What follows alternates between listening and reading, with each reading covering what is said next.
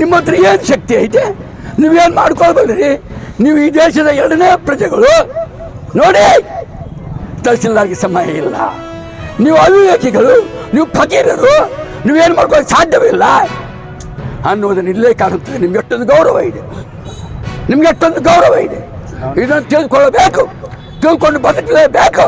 ಇಲ್ಲದೆ ಹೋದರೆ न समझोगे तो मिट जाओगे हिंदुस्तान के मुसलमान, दास्तां तक न रहेगी तुम्हारी दास्तानों में.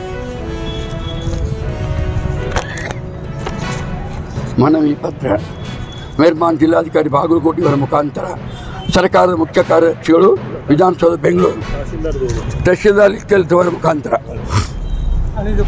ವಿಷಯ ಬಾಗಲಕೋಟೆ ಜಿಲ್ಲೆ ಇಲ್ಕಲ್ ತಾಲೂಕು ಇಲ್ಕಲ್ ನಗರದ ಅಂಜುಮನಿ ಇಸ್ಲಾಂ ಸಂಸ್ಥೆ ಕರ್ನಾಟಕ ಉಚ್ಚ ನ್ಯಾಯಾಲಯ ಧಾರವಾಡ ಪೀಠ ಆದರ್ಶಕ್ಕೆ ಅಗೌರವ ನಿಷ್ಕಾಳಜಿ ತೋರಿದ ವಕ್ಫ್ ಅಧಿಕಾರಿ ಶ್ರೀ ಮದಾಲ್ ಪಟೇಲ್ ಅವರಿಗೆ ಸೇವೆಯಿಂದ ವಜಾ ಮಾಡುವಂತೆ ವಿನಂತಿ. ಸನ್ಮಾನ್ಯರೇ, ಕರ್ನಾಟಕ ಉಚ್ಚ ನ್ಯಾಯಾಲಯ ಧಾರವಾಡ ಪೀಠ ದ್ವಿಸದಸ್ಯ ಪೀಠ ರಿಟ್ ನಂಬರ್ 100263 ದಿನಾಂಕ 28/4/2026 ಆದೇಶ ಮಾಡಿದ್ದು, ಸದರಿ ಆದೇಶವನ್ನು 60 ದಿನಗಳು ಕಳೆದರೂ ಇವತ್ತಿನವರೆಗೆ ಆದೇಶ ಪಾಲನೆ ಮಾಡಿಲ್ಲ. ಸುಮಾರು ಸಾರಿ ನೆನಪಿಸಿದರೂ ಆದೇಶಕ್ಕೆ ಅಗೌರವ ತೋರುತ್ತಿದ್ದಾನೆ. ಕಾರಣ, ಉಚ್ಚ ನ್ಯಾಯಾಲಯದ ಆದೇಶಕ್ಕೆ ಅಗೌರವ ತೋರಿಸಿದ ವ್ಯಕ್ತಿಯನ್ನು ಕೂಡಲೇ ಸೇವೆಯಿಂದ ವಜಾ ಮಾಡಬೇಕೆಂದು ಮನವಿ. ಈ ಮನವಿ ತಾಚಾರ ಮಾಡಿದಲ್ಲಿ ಉಗ್ರ ಹೋರಾಟ ಮಾಡುವುದು ಅನಿವಾರ್ಯ. ಧನ್ಯವಾದಗಳು. ಎಲ್ಲರಿಗೂ ನಮಸ್ಕಾರ. ನಾನು ಗ್ರೇಡ್ 2 ತಹಸೀಲ್ದಾರ್. ಮಾನ್ಯ ತಹಸೀಲ್ದಾರ್ ಸಾಹೇಬರು ಚುನಾವಣೆ ವಿಷಯದಲ್ಲಿರುವುದರಿಂದ ನನಗೆ ಮನವಿ ತೆಗೆಯಲಿಕ್ಕೆ ಕಳಿಸಿಕೊಟ್ಟಿದ್ದಾರೆ.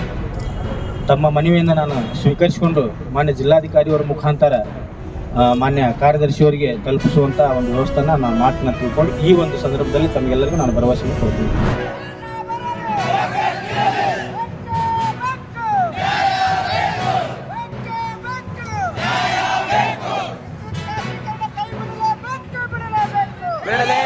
ಬಿಡಲೇಬೇಕು.